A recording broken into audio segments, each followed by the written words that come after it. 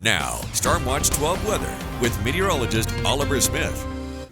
Well, with it being 11:40, it's already picture perfect in terms of the weather. 70 degrees, pretty much room temperature, a lot of sunshine.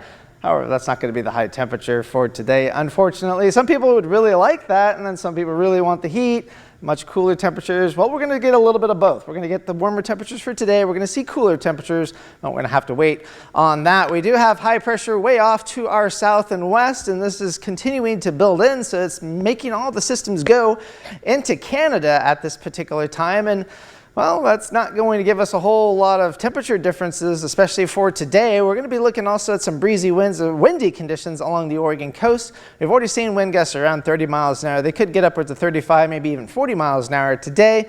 Just generally general breezy conditions east of the Cascades for today. Could see wind gusts 20 to 25 miles an hour. So this afternoon we're going to be looking at temperatures getting well into the 80s. So enjoy the comfortable temperatures for now, but it's going to be another warm day ahead.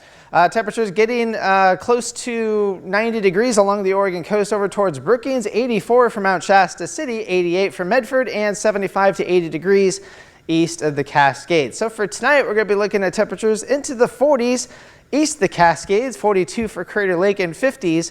West of the Cascades, 53 is the forecast, though, for Mount Shasta City, and 52 for Grants Pass. So we'll see some high clouds from time to time today. That's really about it. We're going to be looking at very, very pleasant conditions overall. Now, once we go through the day tomorrow, we'll start seeing a little bit of some more in the way of low clouds, especially along the Oregon coast, from essentially Cape Blanco up towards the north. South of there, we'll be looking generally clear, but we'll be looking pretty nice overall. Now, in terms of the hiking forecast, warm today, a little bit cooler finally for Friday and into Saturday. We're finally going to have some systems move through. That's going to change the pattern overall.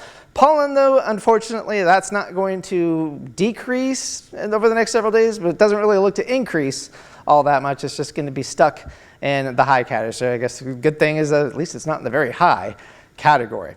Overall, so we have warm conditions over us with the high pressure building on in. This will finally shrink just a little bit in the next couple of days. We'll have a system move through once we get through Friday, and that'll definitely start to cool us off. And then we kind of stay in that northwesterly pattern, and finally it's going to start to see all the summer-like pattern that we've been looking at finally starting to dissipate a bit. And then we finally ended up with, well, once we get towards next week, cooler air really kind of hanging out, and we could finally be looking at a chance of showers at that particular time and temperatures closer to our seasonal average. But in the meantime, we still have some very warm temperatures for today, cooling off back into the 60s along the Oregon coast, especially once we get towards this weekend. Northern California, a string of 80s through Saturday, cooling off into the low 70s by early next week. And then temperatures into the 30s finally by nighttime once we get towards next week. Klamath Basin, mild temperatures for today into the 80s, but we start to cool off over the weekend, and then much cooler once we get towards early next week with highs only into the 60s. Cascades still looking pretty dry for the next, well, 6 out of 7 days. By the time we get towards next Tuesday, we could finally be looking at maybe some rain and snow showers. I'm not sure about the snow levels at this time. It's just too far out to really kind of figure that part out. But in terms of the Rogue Valley, some people are going to like that really warm temperatures for today. But if you like the cooler temperatures, it'll start to cool off on